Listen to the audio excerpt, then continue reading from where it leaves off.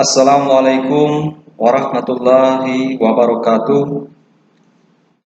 Saya akan menjelaskan materi hasil dari sosiologi terapan yang dilakukan di Pondok Pesantren Ar-Rahman mengenai rehabilitasi narkoba terhadap pelajar yang terkena narkoba di rehabilitasi narkoba Ar-Rahman. Dan juga saya akan memaparkan hasil dari kegiatan hasil dialog dan diskusi dengan para pecandu narkoba yang ada di sana. Disusun oleh Zohiro dengan NIM 070226220241, dosen pembimbing yang terhormat Dr. Ridho Taqwa MSI, dan pembimbing kedua yang terhormat Dr. Yunidiawati MSI, dan juga rekan-rekan seperjuangan dalam sosiologi terapan yang telah disanakan di Pondok Pesantren Ar-Rahman. Baiklah, saya akan menjelaskan materi saya mengenai bahaya narkoba bagi kesehatan. Situasi di negara ini sudah dalam situasi darurat narkoba, untuk itu harus bersama-sama menyatakan perang terhadap narkoba. Pernyataan dari Presiden Joko Widodo. Fakta permasalahan narkoba di Indonesia: 4 juta jiwa atau 2,118%. Prevalensi penyalahgunaan narkoba usia populasi 10 sampai 59 tahun. 1,6 juta coba pakai, 1,4 juta teratur pakai, dan 943.000 pecandu. Dan narkoba itu terhimpun dari nafza, Na, P, ZA. Na itu narkotika, P psikotropika, dan ZA itu zat adiktif. Zat-zat kimiawi yang apabila dimasukkan ke dalam tubuh dapat mempengaruhi pikiran, suasana hati, perasaan, dan perilaku seseorang. Sedangkan narkotika itu tergolong ada 3 golongan. Golongan 1 heroin, kokain, ganja, dan golongan 2 morfin, petadin, dan golongan 3 kodein. Sedangkan psikotropika golongan 1 ekstasi, golongan 2 amfetamin, golongan 3 fenobarbital, dan golongan 4 zapam, nirzapam, atau BK atau DUM. Sedangkan zat adiktif itu terbagi menjadi golongan A itu kadar etanol 1 sampai 5% atau disebut juga dengan minuman bir, dan golongan B itu kadar etanol 5 sampai 20%, ini berbagai minuman anggur, dan golongan C itu kadar etanol 20 sampai 45%, ini contohnya whisky, vodka, Menson, John Walker.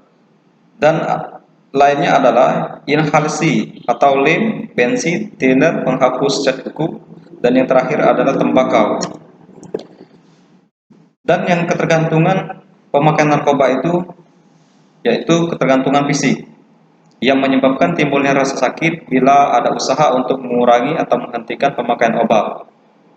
Dan ketergantungan psikis menimbulkan tingkah laku yang kompulsif, suatu keinginan atau dorongan yang tidak tertahankan untuk memakai zat itu. Hal ini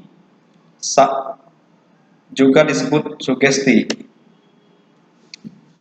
Seterusnya, penyalahgunaan dan ketergantungan. Penyalahgunaan adalah salah satu beberapa jenis nafza secara berkala atau teratur di luar indikasi medis, sehingga menimbulkan gangguan kesehatan fisik, psikis, dan gangguan fungsi sosial. Selanjutnya, ketergantungan sosial. Ketergantungan adalah keadaan di mana telah terjadi ketergantungan fisik dan psikis sehingga tubuh memerlukan bahan nafza yang makin pertama atau toleransi, dan bila pemakaiannya dikurangi atau diberhentikan maka akan timbul gejala putus obat atau ketergantungan. Dan bagaimana cara untuk menghadapi teman yang ketergantungan narkoba? Ada beberapa cara. Pertama, tetap berteman dengannya tetapi tidak ikut-ikutan. Kedua, utarakan dengan jujur tentang keprihatinanmu mengenai keadaan dirinya pada waktu yang bersangkutan dalam keadaan tenang. Dan jangan menuduh atau menghakimi serta membuatnya tersinggung, tapi diskusikanlah mengapa dia menggunakan narkoba. Dan ingatkan bahwa kesembuhan tidak bisa dipaksakan, sehingga sebagai pecandu harus siap dan mau dibantu. Dan berikan perasaan atau kehidupan sosial yang menyebabkan yang bersangkutan menggunakan narkoba. Dan tunjukkan bahwa Anda peduli dan siap membantu bila ingin sembuh. Dan seterusnya, jelaskan akibat dan risiko yang paling fatal yang akan dihadapinya. Dan jangan biarkan yang bersangkutan merokok atau menggunakan narkoba di depanmu. Jangan terpancing argumentasi atau marah dengannya, karena pemakai cenderung pandai mencari alasan atau pembenaran dan emosinya tidak stabil. Seorang pengguna untuk minta bantuan ahli, yaitu kalau perlu dibina dan direhabilitasi. Seterusnya, tips menghadapi diri dari narkoba. Nah, ini sangat penting bagi kita semua sebagai generasi muda. Pertama, siapkan mental diri untuk menolak apabila ditawari narkoba. Dan hati-hati dalam memilih teman bergaul, karena teman bergaul yang baik tidak akan menjerumuskan pada hal-hal yang tidak baik. Belajar berkata tidak apabila ditawari narkoba, apabila dipaksakan, dan tinggalkan mereka.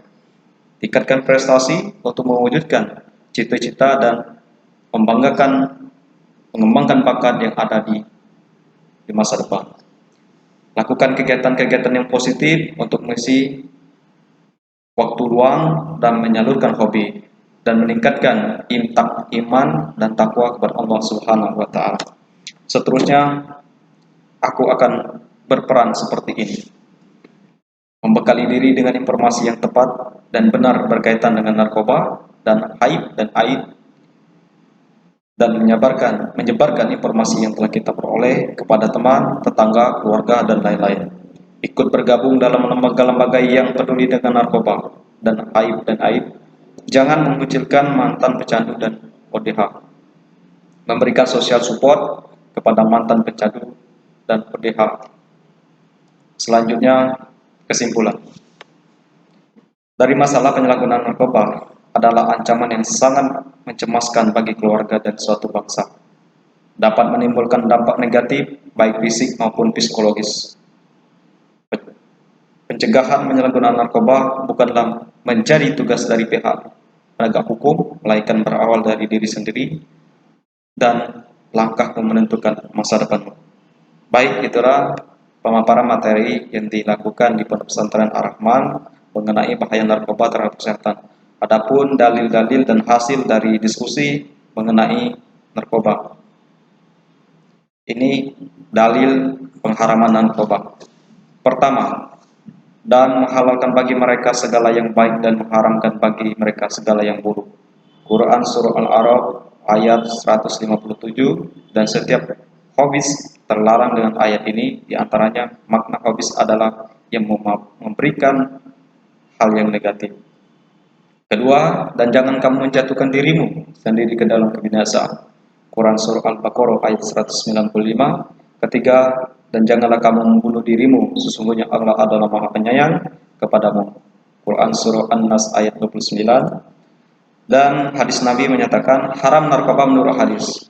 Rasulullah Shallallahu Alaihi Wasallam melarang dari segala yang memabukkan dan muftir yang membuat lemah. Dapat disimpulkan, jika khamar itu haram, maka demikian juga muftir atau narkoba itu. Dan barang siapa menegakkan racun hingga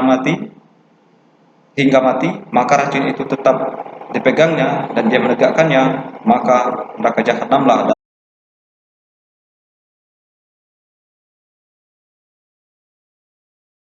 Materi dan hasil kegiatan. Faktor penyebab remaja menggunakan narkoba ada 3: keluarga, lingkungan masyarakat, dan sekolah. Keluarga tidak dapat dipungkiri bahwa keluarga merupakan lingkungan pertama dan utama bagi setiap remaja sejak ia lahir sampai dia datang masa ia meninggalkan rumah untuk membentuk suatu keluarga itu sendiri. Fungsi keluarga dan peran keluarga menjadi sangat dominan dan membangun hubungan antar anggota keluarga, terutama antara orang tua dan remaja serta anggota keluarga lainnya. Kesalahan dan kegagalan orang tua dalam memainkan peran sebagai tokoh sentral di lingkungan keluarga dapat menimbulkan ketidakharmonisan pola hubungan dalam pergaulan antara anggota keluarga sehingga berpengaruh terhadap terbentuknya perilaku negatif dari dalam diri remaja seperti pemakaian narkoba tersebut. Dan seterusnya, lingkungan. Lingkungan masyarakat ini sangat berpengaruh. Sebagai lingkungan yang ketiga adalah lingkungan yang terluas bagi remaja dan sekaligus paling banyak menawarkan pilihan.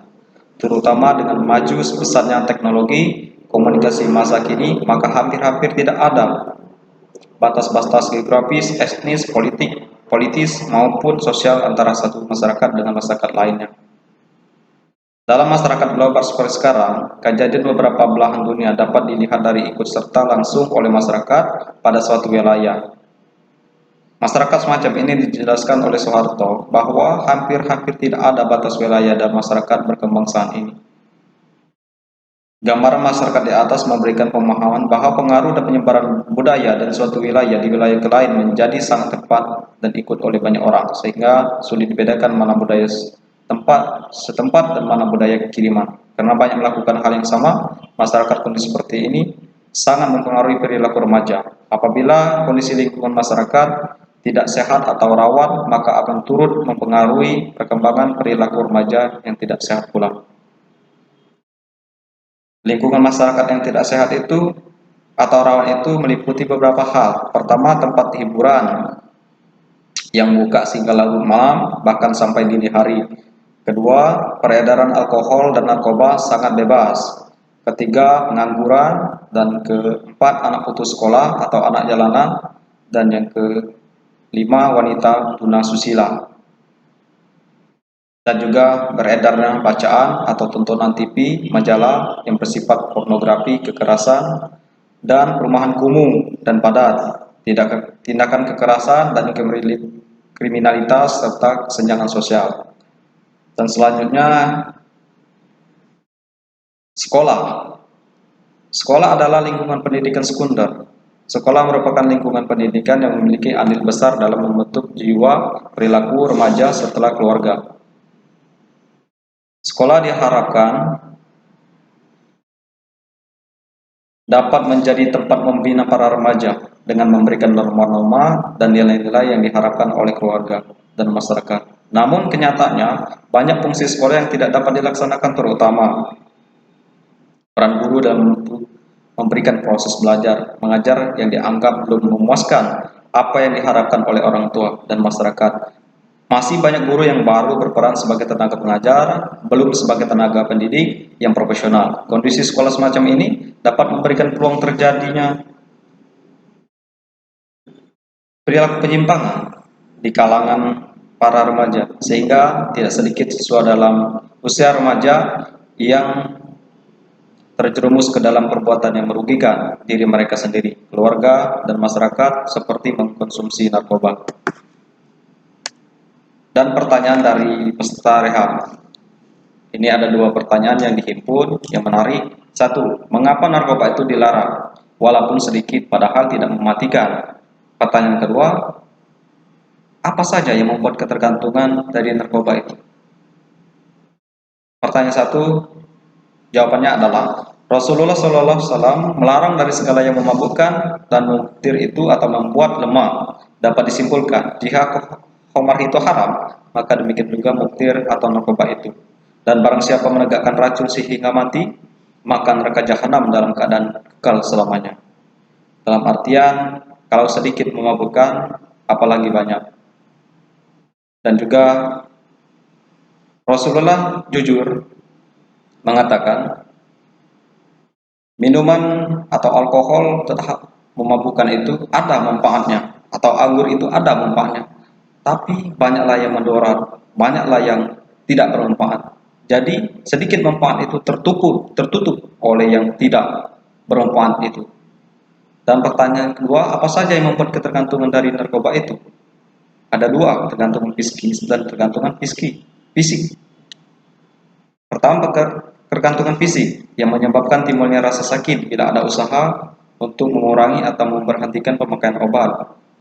Terus ketergantungan psikis menimbulkan tingkah laku yang kompulsif, suatu keinginan atau yang dengan tidak tertahankan untuk memakai zat itu. Hal ini membuatnya juga disebut sugesti.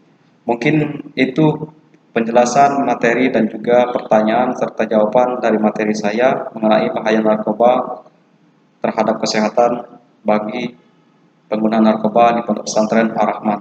Mohon maaf jika banyak kesalahan dan kekurangan, dan kepada Allah mohon ampun. Assalamualaikum warahmatullahi